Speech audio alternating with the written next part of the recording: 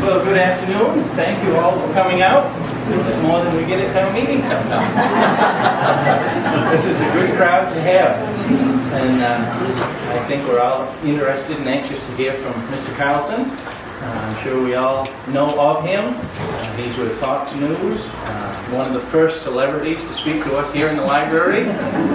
He's a very own part-time resident on the island in Lake Christopher. I'm sure we're all anxious to hear from him and not me. So, Dr. Carlson. Thank you, John. I really appreciate it, and it's hot, so I will keep my remarks shorter than they normally are. I'm a talk show host, so I talk a lot, and so I will try to restrain myself. I know a lot of people here, and I'm really glad to see them. It's my wedding anniversary today, 19th wedding anniversary. And, I was in Las Vegas yesterday and flew here on the first available plane because there's no place I would rather be than Bryant Pond, Maine, to celebrate this and any other anniversary meaningful moment in my life. My brother Buckley and I have been coming here our whole lives, pretty much, out to the island in the middle of the lake. And my wife, Susie, was right over there since she was 15. And we've been a lot of places in the interim, but I would say that Woodstock is really the nicest place we've ever been. I mean, and if I could ever afford it, I would move here full time. But it's a pretty long drive down to the studio in Boston, as I found out. A couple years I had when I worked for NBC and for CNN, and I had the satellite truck come up to the Bethel Inn. And I did my shows from there, and the camera crews could fish the Androscoggin during the day. It was a pretty great deal, but it was incredibly expensive. So most of the time I'm just here on the weekends, but we're up all summer. Susie's up here from Memorial Day to Labor Day pretty much, and I'm really grateful to be doing that. And I'm especially grateful to be here. All four of our children are strong readers, partly because of the Whitman Library. We've checked out hundreds and hundreds of books and probably returned dozens of them. Sorry. So really, on our way out, I think we're going to make a sizable donation because we've stripped your shelves bare. I'm really sorry. And we have 3 dogs who eat books too. But I just can't tell you what a nice resource this is for summer people, and I know it must be for people who live there with you around. So anyway, thank you very much for having me. I mostly want to take your questions, but I'll give you a quick overview of where I think we are politically. In cable news, we pretend that every election is the most important election that's ever taken place in the history of mankind. I remember covering the Dole-Clinton race of 1996. I can't even remember who won. It was that insignificant an election. I wouldn't remember who's in it, except I know there was a Dole and a Clinton, but I'm not sure which Clinton or which Dole. But it really meant nothing.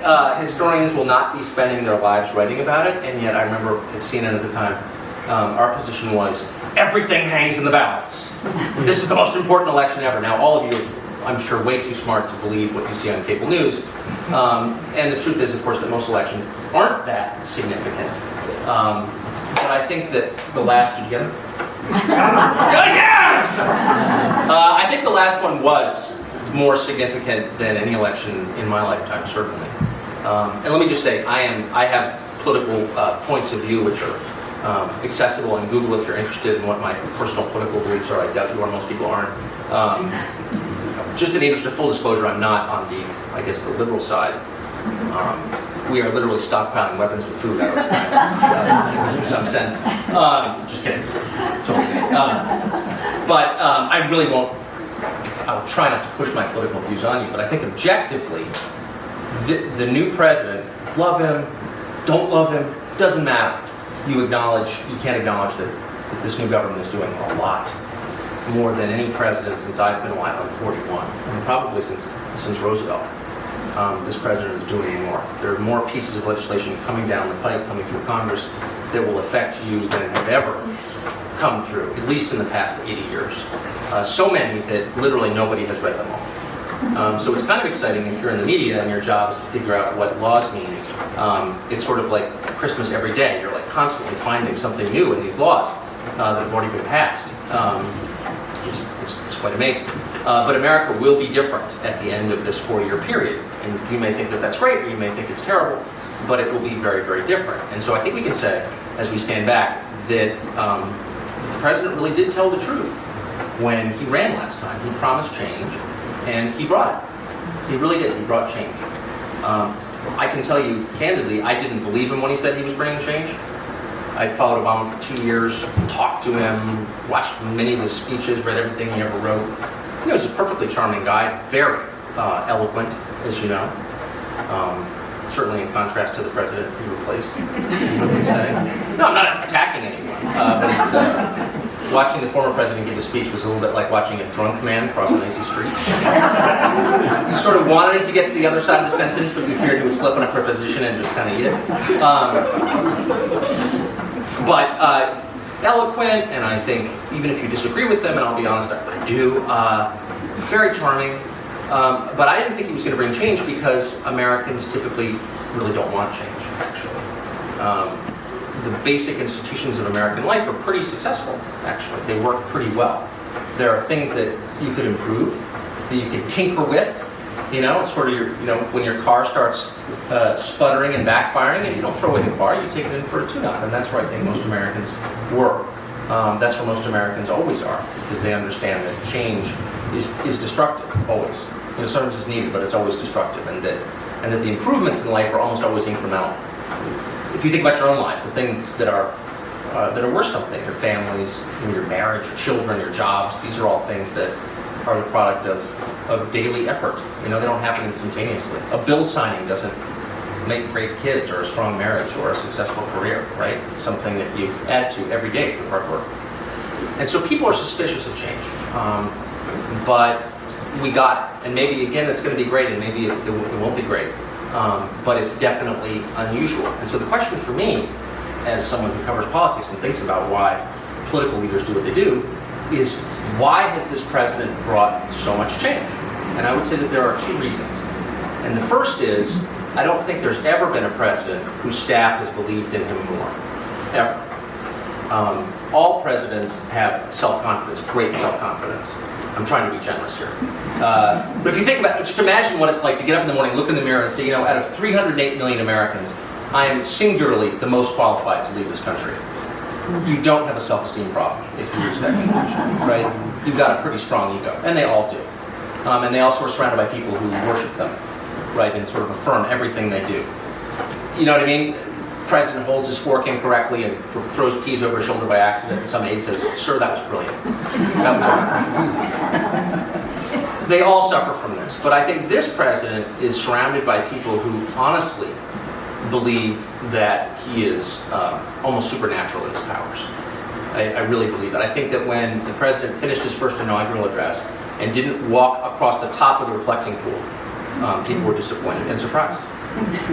Frankly, I actually had lunch the other day with one of the president's key staffers, and I said, we were talking about the health care bill, and I said, it'd be a lot easier way, actually, to provide health care to the country would just be to have sick people touch the hem of his garment, and then they would be healed. I thought it was kind of amusing. He didn't laugh. And I don't know if it was he was offended, or he was thinking to himself, you know what, I'm going to bring it up in the next policy. That's a good idea. They truly believe that the president has transformative powers, and that his very presence is enough to win people over. And you've seen this time and time again. If you're wondering why the bitterness on Capitol Hill has been so profound in the last year, there are a lot of reasons for it. I don't mean to simplify it. It's complex. But one of the main reasons is the White House really believed that if Barack Obama could just be in a room with people who disagreed with him, they would be won over. They would see him and be so charmed by him that they would come to his side. It's true, it's entirely true that he is very charming, and some of you, I'm sure, will meet him. He's 49 years old. He's a very healthy man. He'll be around forever, and former presidents kind of spend the rest of their lives hanging around hotel lobbies giving speeches. And you'll probably run into him at some point. And if you haven't already, and when you do, you will find him charming. There's no question about it. But it turns out that there are limits to charm. And as a lazy student, I learned those very young. You either sort of know the test material or you don't. I was in the latter category most of the time. But it turns out that being charming actually doesn't change people's most basic positions, because people and countries act out of their own perceived self-interest. So to put it another way, for years the United States has been worried about Iran, the sort of lunatic Shiite country in Central Asia, building a nuclear weapon, because it's a country that hates the United States, hates Israel, has an itchy trigger finger. We don't want these guys to have the bomb. And presidents for the past 15 years have sought to prevent Iran from building this weapon and tried to convince them not to do it. And Barack Obama's position was, look, when I become president, the rest of the world will love me much more than they like old Dumbo here from Texas. And that will make it possible for us to have peace. Well, half of that was true. Actually, Europe does like Barack Obama much more. The Belgians are literally thrilled, and I don't think I'm overstating that. And that's great. There's nothing wrong with that at all. It's good to be loved. It's better than to be hated, I think. I enjoy it more. But Iran still wants a nuclear weapon. It doesn't matter how charming the American president is. If you have a nuclear weapon, people take you seriously. If you don't, they don't take you seriously. And that doesn't change just because the president is more charming than the last one. And so there are limits, I think, to a president's personal magnetism. The second factor, in addition to having a staff that truly believes he's capable of change, and not just change like let's tinker with Social Security, but change like he can change human nature itself. The second factor is that I think this president really is different from all presidents who've come before him in a deep way. And the obvious way, of course, is that he's our first black president, and that's great, and that's different, obviously. And a lot of time and attention has been devoted to exploring how that's different. And it is different. I don't think it's that different, to be totally honest with you. I don't think that's the thing that sets Obama apart from all other presidents. I really don't. I mean, it's great, but it's not central. The central difference between Barack Obama and all other presidents, I believe, is that he has never failed. Now, this is something you notice when you cover politics and you're around people running for president. It's one of the first things you notice. That all the successful candidates, all the people who make it into the top tier, you see at the debates, and certainly anyone who's ever elected president, can point to a specific moment in his life where things fell apart. Where he really just ate it. Where he really fell apart completely. And it was at that moment that the candidate or president changed his life and made decisions that brought him to where he is. Every one of them has had that experience. George W. Bush, a famous alcoholic until he was 40. Right? Everybody has had some tragedy or crisis in his life at that level. And Barack Obama hasn't. That's not a criticism of him, obviously. There's no shame in not failing. It's great. I wish I could say so. But he's never had a major failure in his life. He lost a primary in Chicago against Bobby Rush for a congressional seat. Like, who hasn't done that? I've done that. I mean, that's, not a big deal. His friends and supporters picked him up, and he was a senator 2 years later and the president 20 minutes after that, and the rest is history. Again, this is not a criticism in any way. The more power to you. You can pull that off, mazel tov, as we say in the Episcopal Church. The thing, it's so interesting, that does set him apart completely. Not from the rest of the public, however. And let me just say this. Most people have never had a colossal failure, honestly, like a real failure, a public failure. I don't mean, I failed to live up to my own standards or expectations today. We all have those every day. But a real failure. A public humiliation. Your business goes under because you mismanaged it, or your marriage falls apart, or something horrible and embarrassing happens to you in public. The kind of situation where your neighbors avert their gaze when you pull into the driveway at night, when you're a loser and there's no denying. I'm not bragging. That's obviously that's actually has happened to me. I was on Dancing with the Stars. I was euthanized after one episode. No, not a small thing. And I've been fired a couple times in public for saying lunatic things on television. And I certainly wouldn't recommend it to anyone. I mean, and let me just say, by contrast, everybody has had the experience of being successful in this country. It's a success-oriented country. It's an affirmative country. If you play youth soccer, you have a room full of trophies attesting to the fact you're breathing during the games. We're all about rewarding people, right? We compliment one another endlessly. Maybe a little less than in other places, but still, In like Southern California, where I'm from, that's not an insult, by the way. But in Southern California, where I'm from, everyone's, good morning, you're wonderful, you're incredible, you're amazing. The average Californian hears that several times a day. I'm Bob, I'm a Sagittarius, I'll be your server. You're amazing. I'm not criticizing that, but that's what America's like. Everybody knows, and that's why I love America. Everyone knows what it's like to be a winner, but relatively few know the sting and the shame of public humiliation. And obviously I wouldn't recommend it to anyone, and I hope that our 4 children escape its pain, because it is painful. But if it's ever happened to you, you know that there is one thing useful about it. It is the moment when you stop lying to yourself. It is the moment when you start to tell yourself the truth. And you stop telling yourself the basic lie of American life. And I hate to say this, but it's true, so I'm going to. The basic lie of American life is you can be whatever you want to be. No, you can't. No, you can't. I'd love to be a scientist. I'm not smart enough. I'd love to be a first baseman. Not coordinated enough. God didn't give me those gifts. God gives each of us gifts. And from those, we construct a life. And we hope to make the best use of those gifts we can. But we're given this basket, and we make with it what we can. And if we lie to ourselves, we don't get far. And so at a certain point, and it's always, as an adult, at the point of failure, you need to ask yourself, what can I realistically be? What are my limits? What can I do? What am I incapable of doing? What can I actually achieve? What am I willing to do to achieve it? To trade in order to achieve it? Now, these are the questions actually that young people ask themselves all the time. And these are the questions that you and your friends, and I can barely remember, but I think all of us through school would stay up with our friends and ask, like, what does life mean? And then you graduate, or you leave, and you get a job, and you get married, and you have kids, and who has time for that kind of existential nonsense? Nobody does. You're too busy living your life and trying to make something of yourself. But failure forces you back to that point where you ask those questions. And it can be a really, really important experience, I think. And it's an experience he hasn't had. And when you see a president overreaching, and by the way, all of them do, all presidents believe that people elect them to do the things they promised they would do. Big mistake.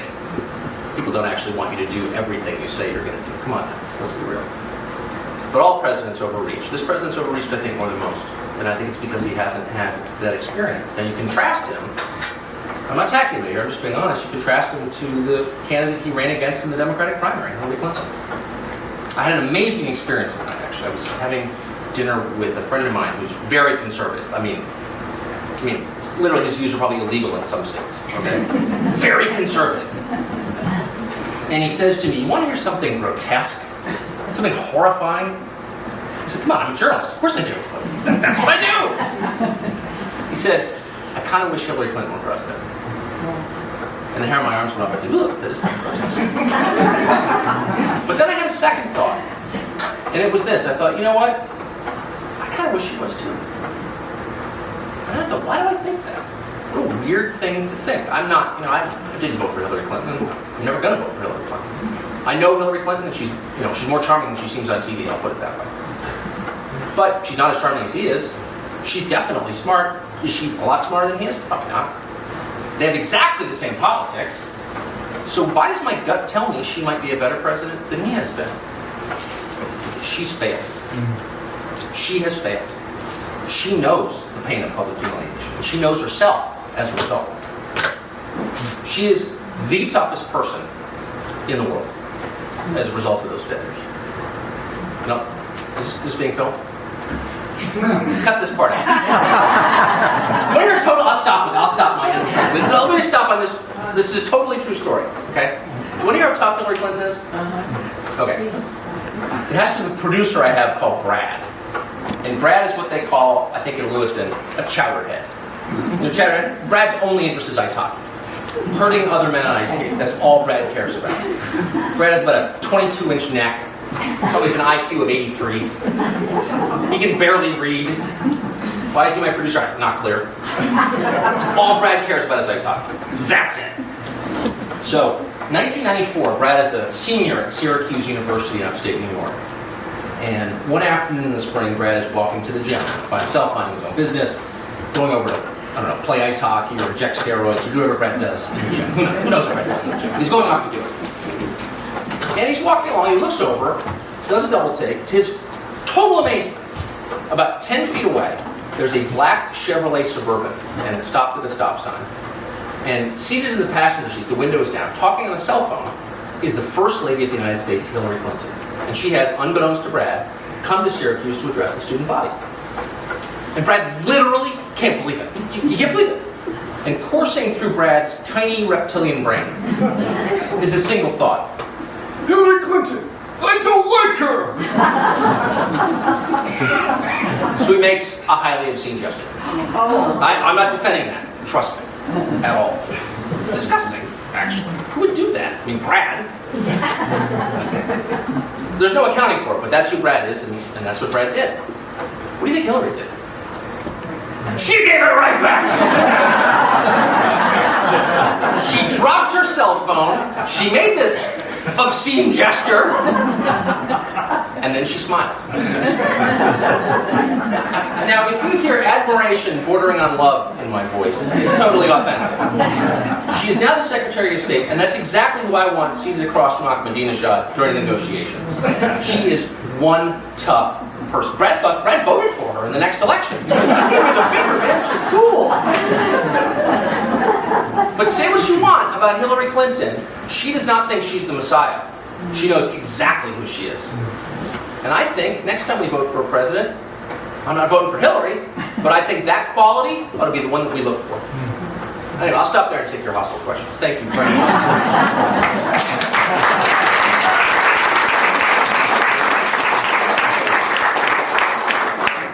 Yes, ma'am. Okay, I want to know when this election, the next election, because he's not going to make it again, who do you think would be a good candidate? On the Republican side? Yes, sir. Well, I mean, I do think that this could be potentially a very tough year for the president. I mean, his approval rating is very low. But as political consultants often say, you can't beat someone with no one, is the truth.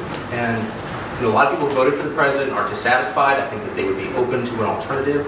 But the Republican Party, I have to tell you, is unfortunately, from my point of view, look, even if I were liberal, which I'm not, I would acknowledge that we need two strong, vibrant parties. It's better for the country when you don't have one overwhelmingly powerful party and one kind of lame, pathetic party that people laugh at, okay? You want, because the founders set up the system to have, three co-equal branches, but really also two roughly co-equal parties, because they slow things down.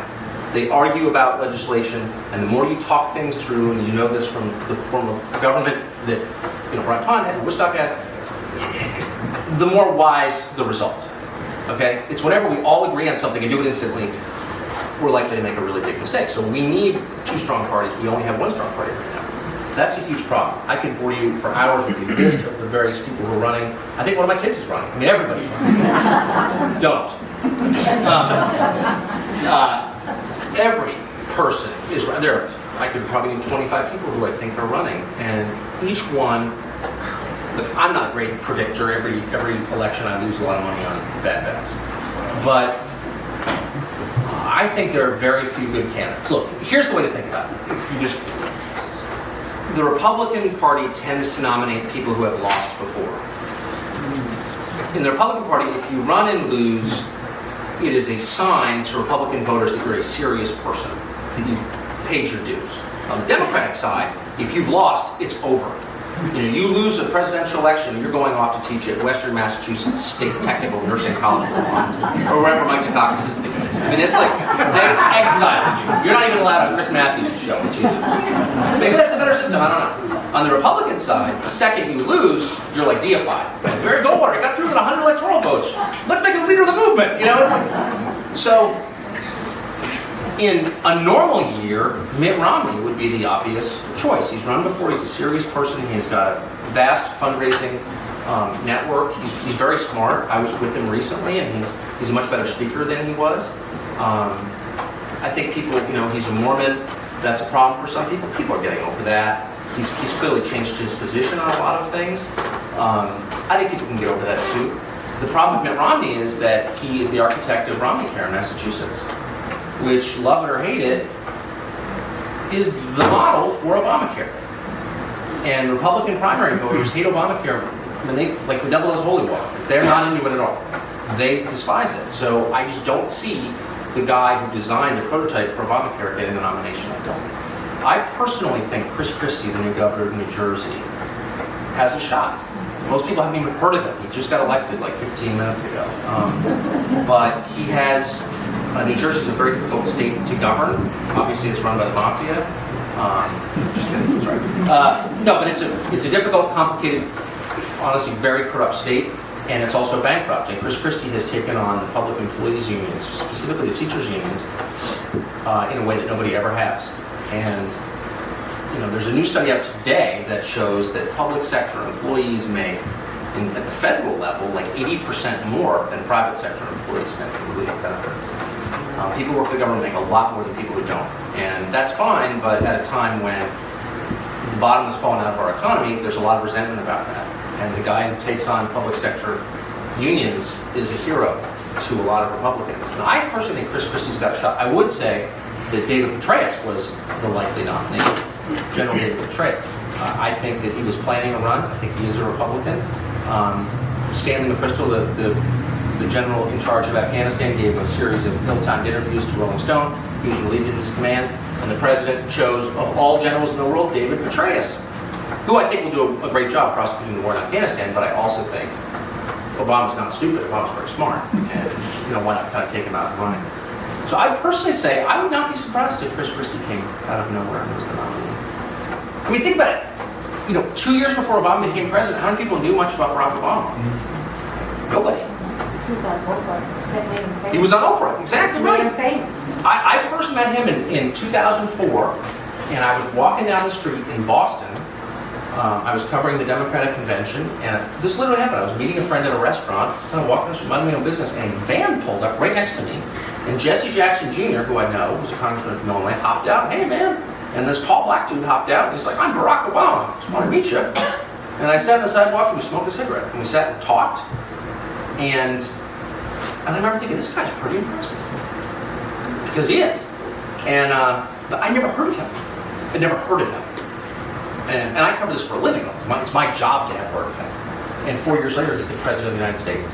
So people can come out of nowhere. I think that's fair to say. You didn't mention Sarah Palin. Well, let me just, obviously, thank you, Nancy Willard, I appreciate it. Since my wife said, Nancy's coming, be careful, I said, right. Sarah, well, I just got to be honest with my bias. She's hot and she fly fishes, so I love her. Right? I'm a very shallow person, and I'll concede that right off the top. Sarah Palin is running for president. I don't think there's any question about it. I know there's probably not that many Palin supporters here. Sarah Palin's not going to get the Republican nomination, I don't think. But I can tell you, in Washington, where we live most of the year, nobody thinks Sarah Palin's running for president because she's not doing any of the things that you do when you are getting a presidential bid together. She's not getting these fundraising networks. She's not, meeting with every county chairman of the Republican Party in Iowa, New Hampshire, South Carolina, or early primary states. She hasn't written a book about her views on foreign policy, one of these phony books that no one ever reads. But you're supposed to write those books when you run for president to show that you're a deeply serious person. Chin-toe, chin-toe, chin. But she hasn't done any of that. She's a Fox contributor, as I am. She's got a reality show about Alaska, and she communicates exclusively through Facebook. So why is she running for president? I would flip that around, and I would say, why not? Running for president is a profound experience. Obviously, I've never done it. I couldn't get elected room mother. I would concede that. But it's a profound experience. It's a complete. It's a year and a half of traveling every day, giving speeches to thousands of people, hearing your name screamed. Looking out the crowd, and people are jumping up and down with signs with your name on them. It's a major ego trip. And people who've done it tend to want to do it again. It's not one of those things you forget. Kind of like, oh, I've done that. A. B, from my position, people make fun of Sarah Palin. I live, in a city where people mock Sarah Palin. From Sarah Palin's perspective, the world looks a lot different. Sarah Palin gets up and flies to Grand Rapids, Michigan for a book signing, where 1,100 people have spent the night in the parking lot of Sam's Club so they can meet her. And she has that experience, and she hops back on her private plane and she flies to Gulfport, Mississippi, where 1,500 people have spent the night waiting to see her. And everybody Sarah Palin comes into contact with is encouraging Sarah Palin to run for president. You can't overstate how small the world of politicians are. And I'm including the president in this. They only come into contact with people who affirm you, who say you're wonderful. All of them are like this. Left, right, center, they're all this way. And so from her point of view, it doesn't seem crazy at all that she would run. So I believe she is going to. I don't think that her base is big enough to get her the nomination. I think it will be one of the greatest media stories of my lifetime. I think it will make me huge amounts of money. I'm very happy about that. Everyone in the media is praying for Sarah Palin to run, even people who despise her politics. The ultimate would be Sarah Palin and Hillary Clinton running against Barack Obama. I would retire right then. You know what? I would take a massive bank loan, and I would buy like 3 more houses in Bryant Pond, move all my friends and family out here. It would be great, because I know I could pay that off, because that would be the Media Full Employment Act. I don't think we're going to get a Hillary, but I do think we're going to get Palin. And by the way, let me just say, I know, Palin is not, she stumbles over her syntax. She has a highly complicated and frankly very embarrassing family situation, or series of family situations that she should get under control, I think, personally. But people forget, she's famous not because the media made her famous. She's famous because of that speech she gave at the Republican convention in Minneapolis or St. Paul in the summer of '08. And she went from unknown to the most famous person in the world in about, probably exactly 37 minutes, the length of the speech. She's a powerful communicator. Whether you despise her, whether you love, doesn't matter.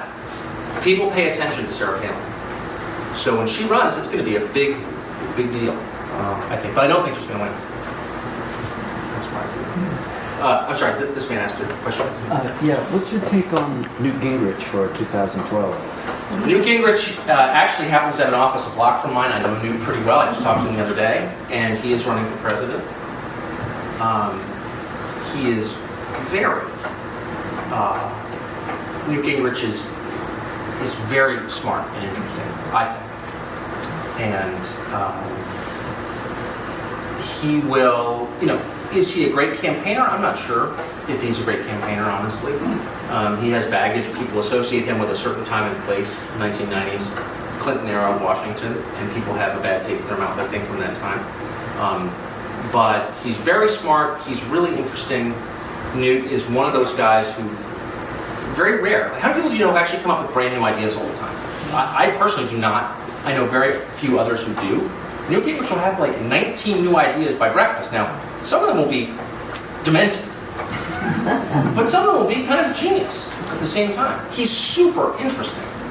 I'm not sure he can win the nomination, but he is running. I know that.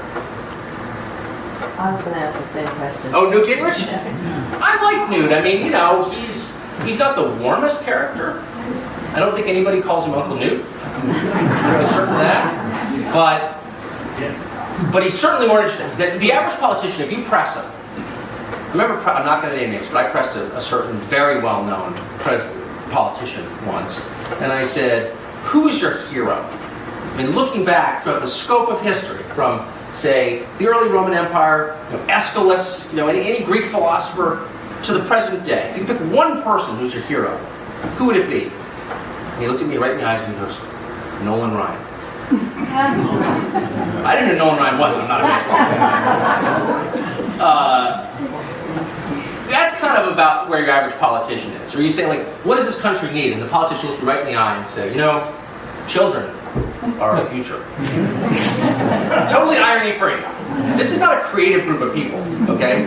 Newt Gingrich will never give you an answer like that. He will give you an answer like you've never even thought of before. He is way smarter. He's probably too smart, though. This man. Yes, could you give us your thoughts about this immigration problem that we're having in this country, and also a side thing with this 14th Amendment that people are talking about? We're from Florida, we're here visiting. It is a huge problem. I have many friends who live in Florida who have come to this country to have their babies stay for a short time, and they have the children have dual citizenship. Yes. And they left that.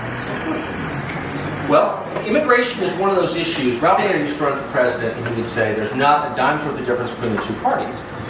And that's silly. Of course, there's an enormous difference between the two parties. Except on this question, there isn't. And the truth is that both parties have an interest in perpetuating the current system, which encourages illegal immigration. It's very easy to sneak into the country and stay here and get welfare benefits. And Democrats are for it because 85% of illegal immigrants who become citizens and vote Democrat. So it means new voters for the Democratic Party. The demographics of the country are changing more quickly than they've ever changed. It's a different country thanks to immigration. That may be great, may be terrible, but it's true. And Democrats love that because they get more voters. Republicans actually like it too because their supporters like the cheap labor. So if you're running a restaurant or if you're in the agriculture business or name it, light manufacturing, you want access to cheap labor. All employers do. And many employers give money to Republicans. So both parties have an interest in perpetuating the system. The problem is that a lot of people don't like it because it seems unfair. It's illegal. Well, it is illegal. That's illegal. You're totally right. It's totally right. And it shouldn't be political. Well, but it's entirely political. And unfortunately, look, I think almost all Americans have sympathy for the idea of immigrants, the idea of people longing for a better life and coming here. I think Americans are the most tolerant, open-minded, sweet people in the world. And I've been all around the world, and I can tell you I think that that's true. And I know that many demagogues claim, oh, the country's racist. No, the country's actually really a nice place full of really nice people who I think actually like immigrants. What they don't like is having to pay for people who are breaking the law and then being yelled at for complaining. You're not allowed to say anything about it because if you do, you're a bigot. Well, that's an outrage. And I personally think there's got to be a way to encourage the kind of immigration that helps the country and discourage the kind of immigration that hurts the country. Certain immigrants bring a lot to this country. Half of all businesses in the Silicon Valley are owned by immigrants. There's really smart people from India show up with like a PhD, in applied physics. You want to go ahead and start a company here and employ Americans? Go crazy, have a great time. In fact, bring all your cousins, as long as they too have PhDs in applied physics or whatever. If you have a fourth grade education and a criminal record and you're sneaking in here to commit crimes, that's not allowed. And there's a difference between the two. And our current system does not allow the government to make a distinction between people who will help us and people who will hurt us, because it's considered bigoted or something to make those distinctions. It's tough. I think the first person who stands up, first public figure who stands up and says, I'm not against all immigration. I like immigrants. I'm against this kind of immigration that weakens our country. And by the way, the language issue is a huge one. And I know one wants to say this, but it is. Countries, I'm sure there may be some people who grew up in French Canada here, because there are a lot in this area, who did. Countries where there is more than one widely spoken or official language are weak. They're divided against themselves. One of the reasons that we can have a multiracial, multi-ethnic, multi-religious society, and we do, that's as strong as ours is because the one thing that unites us all is English. Not anymore. Not anymore. Bingo. Not anymore. But we should all recognize that it's essential to remaining a unified country that we speak one language. It's not discriminating against anybody. In fact, by the way, if you come here and don't learn English, you're only hurting yourself. Well, you're not only hurting yourself, you're hurting the country, but you are hurting yourself. But any effort to make English the official language, which is not, by the way, in case you think English is the official language of the country, you're wrong. It's not. Harry Reid, the Senate Majority Leader, said last year when a bill came up to make it the official language, he said, quote, that's racist. Racist? First of all, it has nothing to do with race. It's a language. Moron. It's a language. But it's not. There are people of every color and nationality and ethnicity and religion who speak English. First of all, it's a beautiful language. It's the largest language in human history. It has more words than any language ever. And it's a wonderful language. Anyway, that's the problem. If you wind up having millions, and we do, of people living within our borders who do not speak our language, you are set and don't learn to speak our language. And there's evidence that more and more immigrants are not learning English. That potentially is a huge problem for your culture, a major problem for your culture. So I'm very concerned about it too. Very concerned. And no, for whatever it's worth, I don't see any progress being made on it at all. I was just in El Paso 2 weeks ago for Fox doing a story on the border. And I can tell you the major worry, this is probably more than you want to know, but 2 sentences. The real worry that our immigration officials have is that Mexico is about to fall apart. There's a war going on in Mexico. You almost never read about it. But Juarez, which is the city directly across from El Paso, and if you've never been there, it's right there. Like you're in there's a Wells Fargo bank building in downtown El Paso. And like about 18 feet away is Mexico. I mean, it's right there. And then the Rio Grande River, which is actually just a dry drainage ditch, is between them. Juarez is the single most dangerous city in the Western Hemisphere. Number one. Number one. Something like 25,000 people were murdered there last year, and it's not a huge city. And that's being repeated in border towns across Mexico. If Mexico collapses, there's a drug war going on, as you may know. If Mexico collapses, boy, the government does, whoa, we're going to have millions of refugees trying to get into this country. What is that going to look like? Not good. So it's really something to be worried about, I think. Yes, ma'am? I'm from Arizona, and I lived there from the late 60s until about 5 years ago, and I couldn't take it anymore. Yes. I lived on the border, and not only are Mexicans coming across by the herd, Yes. we get Chinese. We had backpacks with Islamic Bibles in them. We Yes. have backpacks in the mountains and trash. You can't believe the trash. The littering is unbelievable. What can we do to control our borders and actually follow through with the laws that are already on the books? Well, I mean, I'm just speaking obviously for myself, and this will give you some sense why I could never be elected to do anything. I think we should execute litterers. I hate littering. I agree. It's an awful thing, and certain cultures don't have a problem with littering. Well, ours does.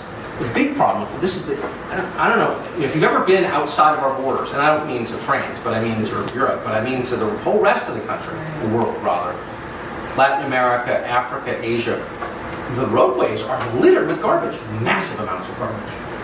It's unimaginable as an American, and people come here with those attitudes. And I personally can't stand it. I would love to shoot litterers on sight, just my personal view. Again, we have a right, a moral and legal right to control who comes in our country. I think America will always be welcoming to immigrants who work hard and want to start a new life here. Like everybody, who doesn't like? And again, it's not about skin color. I mean, in Washington, D.C., we have a lot of Ethiopian cab drivers, and these guys didn't sneak in. You can't sneak in from Ethiopia. They waited in line for years to get visas here, and they all have master's degrees in chemistry, and they drive cabs, and they built these businesses, and they, their daughters aren't getting in trouble, and their sons are staying in school. I mean, they are good people, and they're very serious Christians, too. Very, very successful. But we ought to have a right to determine who comes in. Like, that's only fair, That's right. I think. Who can we stand up to say that, to defend us for that? Because the Arizona is going through a really bad torment right now because they're trying to. Well, I know. And the president called them racist for doing it. The president said point blank, this is racist. And it's like, no, it's not. I mean, I grew up in La Jolla, California, which is right, as you know, right on the border. It's in San Diego, and it's right there. We fled here every summer. But it's right there, and I'm fully aware that the perspective of people who live on the border is very, very different. I mean, the expense of educating and healing, the hospital expenses. Hospitals are closing down. Big time. Because people show up and they don't even make any attempt They can't pay for the to free pay. taxes. And I feel sorry for them. I feel sorry for destitute people. I do. Attacking them. But it's like the system is really messed up. You've got to be in control of your borders, or else you're not a country. Yes, sir.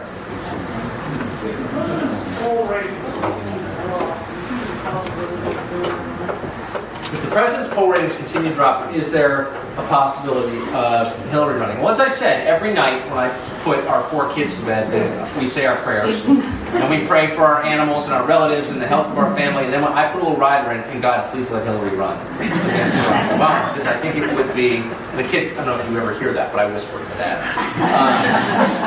I don't want to scare the kids by saying it out loud. I really hope so. I don't think so. I think that, I think she'd like to. I don't think there's any love lost between Obama and Hillary. A good friend of mine, a very good friend of mine, was just on a trip with Bill Clinton last week, and Clinton was complaining about Obama. And Bill Clinton doesn't like Obama at all. I know that for a fact. And I'm sure his wife feels the same way, because they do talk on the phone. No, I think they talk on the phone every day, actually. And I think she feels the same way. But it's pretty tough to challenge a sitting president. I don't know when the last time there was a valid challenge against a sitting president. I think it was 1968. I can't think of anything since Johnson was challenged by Kennedy. with Ross Perot. Yeah, well, Pat Buchanan. Oh, I see. Right. Pat Buchanan, yeah, but within the party. Yeah. Pat Buchanan.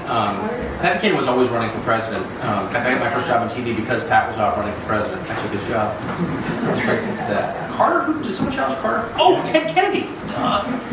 But then Kennedy kind of blew up after that famous interview with Roger Mudd. Anyway, the point is, it's pretty unusual for someone to do that, and I'm not sure what the rationale would be for her. Maybe to say now it's time for an adult, I guess. If they had a lot depends on what happens in November.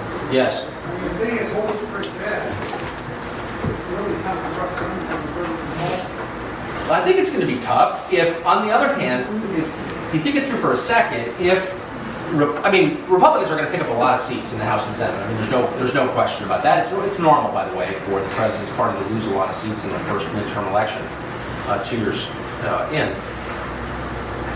If the Republicans were to take back the House or the Senate, or both, and I think it's likely if they take one, they'll take both, because it'll be a wave. That's the way these things typically work. Then Obama will be able to point to someone and say, it's your fault. See, that's one of the president's problems right now, is the Democrats control everything.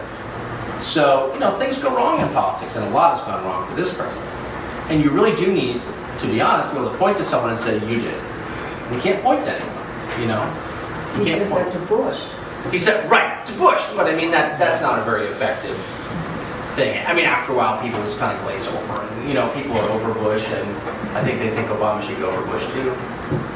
But having the Republicans back in positions of leadership would actually be a very good thing for Obama, at least politically, and I think might help him in the 2012 elections, because he could point to Republicans and say, look, they're very, very scary, vote for me instead of them. I personally think Hillary Clinton will be nominated to the Supreme Court, is what I think is going to happen. I wouldn't be surprised. Do you know what? For reasons of superstition, I never speculate on others' imminent deaths. But you can go right on the internet and find out who's the oldest. I mean, I think there are some people who are, a couple of them are over 120. There's some older members of the court, I would say. It's kind of neat, actually. I mean, I know that people make fun of them, but there's evidence that some of them, there were some very old members of the court, and even the very old members of the court are with it. It's kind of cool, in a way. It's one of the very few jobs, really the only really powerful job in American life, where you can be literally 92 years old and be kind of controlling the country. I guess Senate, too. Yeah. Famously. One last Yes, question. ma'am. I think Bill O'Reilly is more objective than Hannity, and what I'm wondering about is Glenn Beck. Is he going overboard a little bit on some of his speeches? Well, and things? I don't know the answer to that. I like Glenn Beck. I'm not an intimate of Glenn Beck's. No, sorry, this camera going there. I don't know Glenn Beck very well. I don't watch a lot of television. We don't have TV out on the island, so I never watch it in the summer. I really don't know. I know that, well, I know a couple of things. I know one thing, that Glenn Beck is the most popular person in the Fox makeup room. I'm serious. All the makeup artists love Glenn Beck. And I know that when he renegotiated his salary at CNN, he demanded that all of his employees get the same raise he did, the same percentage raise he did. I've never had a boss who did that for me. So that makes me like Glenn Beck personally. As for Glenn Beck's show, I can't really comment on it because I haven't seen it really. But I do have a couple of perceptions, having hosted the show myself for many years. One is, it's very hard to talk for an hour, 5 days a week, without, he's not reading a script, he doesn't have cue cards, it's all off the top of his head. I could not do that, and I'm a pretty champion talker. Ask my kids. Like, I can talk for hours and hours and hours and hours and hours and hours and hours. I cannot talk for 5 hours a week, 52 weeks a year. I can't do that. And Glenn Beck can. Bill's get up there and say, I've had some ideas recently. It's like incredible. The second thing about Glenn Beck is, he's not, people say, Glenn Beck's a demagogue. No, I know what a demagogue looks like. Morton Downey Jr. or some guy with big teeth and a cigarette going, that guy. He's not like that. His theories may be crazy, I have no idea. But he's taking that show to places that shows, it's more interesting than most shows. I guess that's what I would say. Most shows I look and I'm like, you're mad about the mosque at Ground Zero. Okay, I agree with you, but it's not that interesting. Glenn Beck goes in places, I don't even understand what Glenn Beck's saying sometimes, which is kind of interesting, I think. Yes, sir. I agree with your conclusion that both parties are responsible for the stalemate on immigration. I think we can extend that to other really important critical issues facing us. So are we doomed to divisive and acerbic politics? Is there anybody you think, Republican or Democrat, that could bring the country together? It's what we need. I mean, I think everybody here wants solutions. We don't want problems. And what we're seeing is stalemate. I agree with you that. see any hope to that? Well, stalemate born out of cowardice, too. As stalemates usually are, born out of cowardice. I think there are very few people who are willing to tell hard truths. And to be totally honest, the public doesn't really want to hear hard truths, which is one of the reasons no one ever tells them. You know, the public's always saying, no, tell us the truth, and as soon as someone does, bam, they kill them. You know? Okay. But it doesn't matter, because there is an imminent financial crisis. And it's a real one. It's not a, boy, we're running out of money. It's we're out of money and the country's about to collapse. According to this administration's projections, and they have no reason to overstate these, obviously, we are only a few years away from having a debt that is 100% of GDP. 100% of GDP will be debt, equivalent to. Well, that's not a real country at that point. That's not a functioning country. That is that's a beyond bankrupt country. That's a country that you don't want that at all. And the reason that we're getting to that place is because of spending and lack of productivity. There are a bunch of reasons, but the most obvious immediate reason is we are spending more than we are bringing in. Now, you have a couple options. You can raise taxes, and all of our taxes are going to rise pretty sharply fairly soon. You can tax the rich, but if you actually do the math on it, the rich, let's say the top 2%, the top 2% of taxpayers in the United States pay a little over half of all federal taxes. So the rich people actually pay a lot. In fact, most of our budget comes from rich people. If you took the top 2% of taxpayers and took all their money, just like made them broke, it's like, that's it, we're taking all your money and throwing you in prison, it's over. You still wouldn't be able to close the budget yet. So actually, you can't tax your way out of it. And then you think, okay, well, let's cut. So both parties are now saying, well, in the president's saying, we're going to cut spending. Okay. Well, what exactly are you going to cut? Well, we can't cut entitlements, obviously. We can't cut defense. We're going to cut non-defense discretionary domestic spending. Well, if you really look at it, there's not enough. There's not enough there. It doesn't matter. Because you have to pay for the roads, you have to pay for police, you have to inspect meat. Okay? So if you cut out all the nonsense, all the wasteful programs, you wouldn't even be close. The only way you are going to close that gap is by cutting entitlements. And by entitlements, I mean Social Security and Medicare. Period. That's it. That's the only way. It's a math question. This is not subjective. I mean, you can do the numbers yourself. It's actually, there are a million studies devoted to this. The problem is that Medicare and Social Security are very popular. People love them. People rely on them. So honestly, that's the root problem. Is the only way that we're going to keep from going bankrupt is by cutting something that everyone loves. It's a huge, huge problem. In fact, it's such a problem that nobody wants to say it out loud because you will instantly end your political career by doing so. My own view is that you have no choice. You have to be honest. And you have to just say out loud, I'm sorry, what's our choice here? And the first 20 guys who say that are going to be face down in the barbed wire. It's over. But others will run over their backs and keep going. That's fine. But there are other, getting back to the... One more question? Want tomorrow? Oh, I'd love some more. Thanks. Sorry, I was like, oh. But the first question is still, so there's a problem. And both parties have different approaches, and yet we can't get to reconciliation where we come up with some workable solution to that problem, or whether it's immigration, climate change, anything. This is what I'm talking about. Is there anyone out there that you can see on either side who holds out hope? Obama did. Obama was big enough to do it. He didn't. That's one of the. I mean, if you want to get right down to it, you need to have someone who's bigger than the process. You need to have someone who, in order, gets the majority of the popular vote. There's only been one Democrat since Jimmy Carter to get the majority of the popular vote, and that was Barack Obama. Most voters have to ratify the decision, right? So you have to have someone who's like got the moral authority, and the popularity to lead the country in a painful but necessary path. And Obama was the only guy in my lifetime who had that authority, and he completely squandered it. And I think he squandered it because he couldn't control the leadership in his own party. Nancy Pelosi and those people, he couldn't keep them under control. It's very hard to control your own party in Congress. But if he'd come out the first day and said, look, you know, I'm not going to lie to you. I inherited a real mess, like for real. Like you don't even know how bad it is. We've got 2 wars that aren't going very well and that are, by the way, incredibly expensive. And we have this budget gap that's like huge and getting huger. We have the baby boom retirement is right on the horizon. We're about to go bankrupt. Oh, by the way, there's a recession. So we're taking in less money because people are making less money. It's a terrible deal, and I'm going to do the best I can, and I need you to help by doing these 4 things. I think he would have had a shot. And by the way, I would have been on his side. Instead, he said, do you know what? When I'm president, free ice cream. When I'm president, everything will be better, just by the fact I am president. He actually said, he promised, he said, when I'm president, the seas will stop rising. Whoa, easy now, Jesus. No, I'm serious, he said that. And I think he overpromised. And now people don't believe him. Even people who like him and want him to do well, he lacks that authority, and we're back to this bitterness, which is the Republicans' fault too, by the way. I'm not just blaming Democrats at all. I'm just saying, in order to get beyond it, you need a leader with unimpeachable authority. And there isn't one.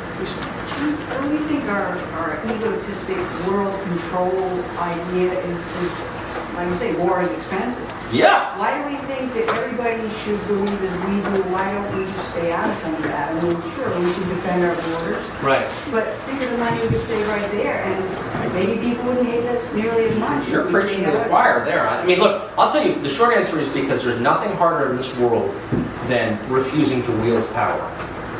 Don't just do something, stand there. That's very hard. It's easy to rush in and act, always, of course. That's your impulse. Something terrible is going on, jump in. How can I help? It's so much harder to exercise the self-control required to stand by and let things occur and be adults enough to there's nothing I can do about it. And by the way, you know, one thing I have learned from a lot of international travel is the rest of the world is really complicated. And the closer you are to it, the less you understand it. And I think that we imagine that everyone else in the world is kind of like us and kind of wants the same things we do. That's not true. And I know that every preacher on Sunday is always telling us everyone's the same. No, that's not true. Trust me. People are not the same. People want different things. Not everybody yearns for freedom above all else. We do. We're Americans. But your average Iraqi does not yearn for freedom above all else. And Americans need a serious reality check. Yes, but the problem is Americans are really good people who really want to help. And Americans have been rich enough to help for a very long time. So the argument has always been, well, since we can, it would be immoral not to. And it takes a pretty brave person to stand up and say, yes, we can, but we shouldn't because we really don't understand it and we could make it worse. No one's willing to say that.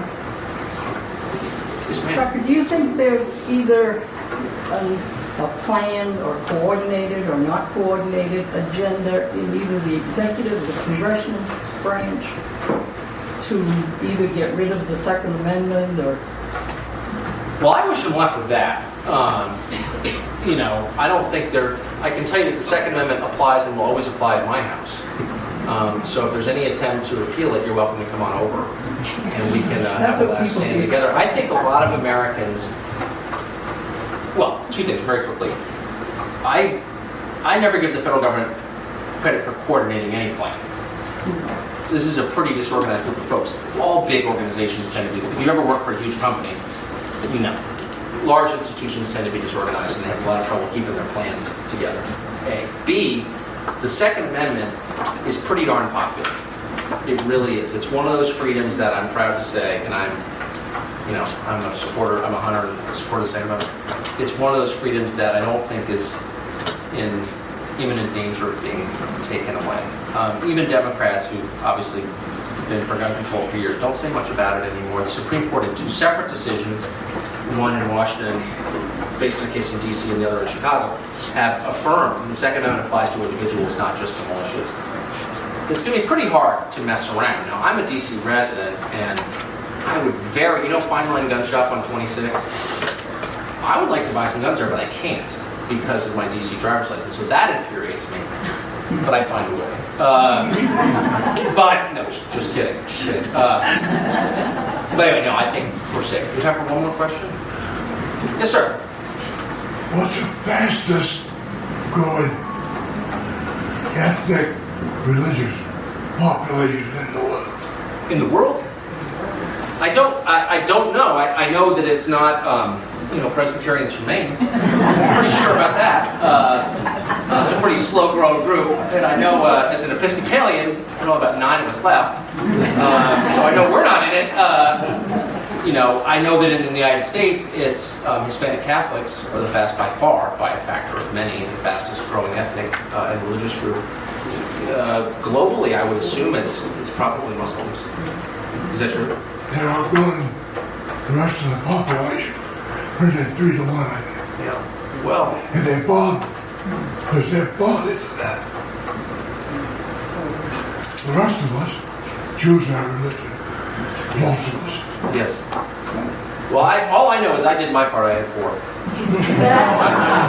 Thank you for having me. I really appreciate it.